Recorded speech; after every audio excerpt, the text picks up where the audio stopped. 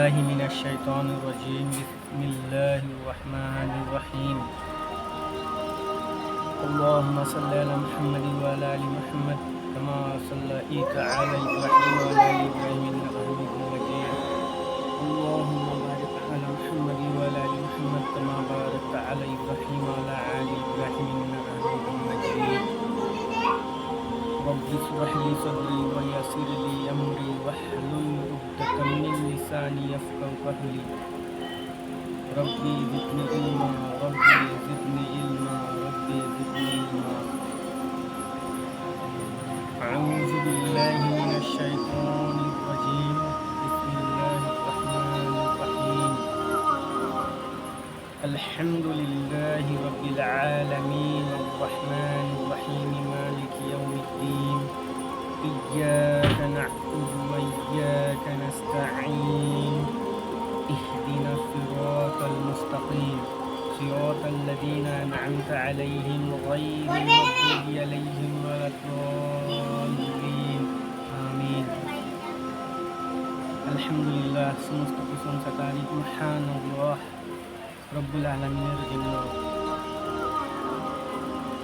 যিনি আমাদেরকে বড়ই ভালোবেসে মানব রূপে সৃষ্টি করেছেন আর সব থেকে দামি করে পাঠিয়েছেন যে আমাদের মুসলমান ঘরে পাঠিয়েছেন। মুসলমান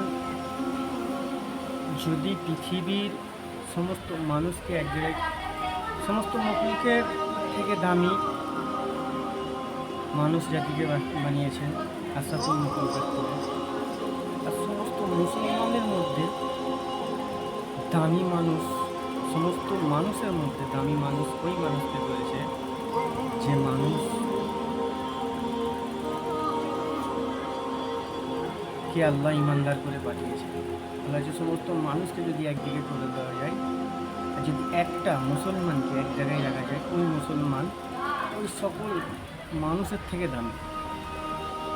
কারণ যতদিন দুনিয়াতে একজন মুসলমান একজন ইমানদার থাকবে,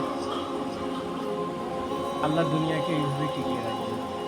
যখন ওই মানুষটা দুনিয়া ছেড়ে চলে যাবে, আল্লাহ এই দুনিয়াকে তোড়ফোড় করে দেবে, কিয়ামত করে দেবে, ধ্বংস করে দেবে।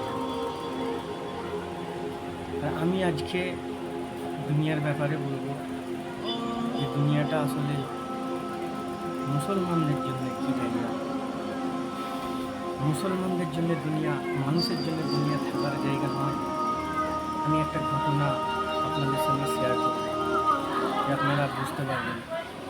গাইস, আমার ভিডিওটা পুরোভাবে দেখবেন, যদি ভালো লাগে একটা সাবস্ক্রাইব করে দেবেন, কেন আমি এই ভিডিওতে নতুন এসেছি, এই চ্যানেলে আমি নতুন, আমাকে একটু সাপোর্ট করবেন ভাই। গাইস, অনুরোধ করে বলছি আপনারা একটু আমাকে সাপোর্ট করবেন। তো একটা ঘটনা আপনাদেরকে বলি শোনা। বাগদাদের মধ্যে একজন সওদাগর ছিল। সেই সওদাগর ব্যবসার মাধ্যমে এক দেশ থেকে অন্য দেশে পাড়ি দিচ্ছে। যখন এই মানুষটা সফরে বের হয়েছে, সফর করছে, করতে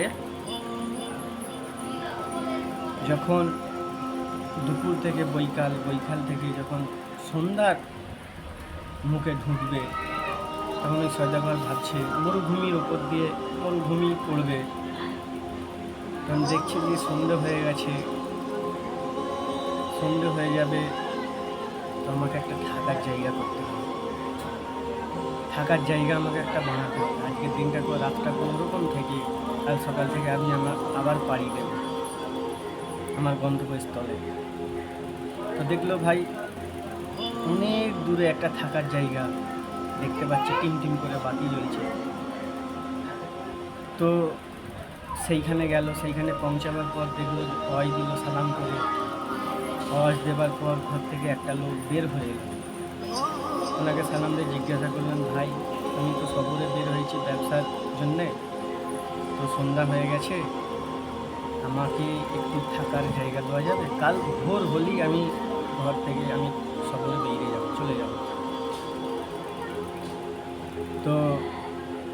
ওই ব্যক্তি বলল, হ্যাঁ আমার কাছে একটা থাকার জায়গা আছে, কিন্তু থাকার লায়ক নয়। আপনি যদি এতে ম্যানেজ করতে পারেন তাহলে দেখুন।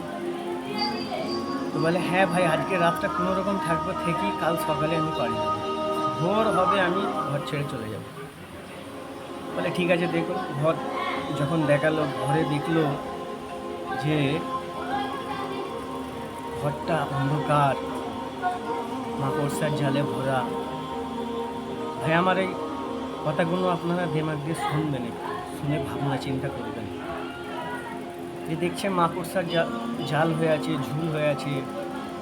তো ওই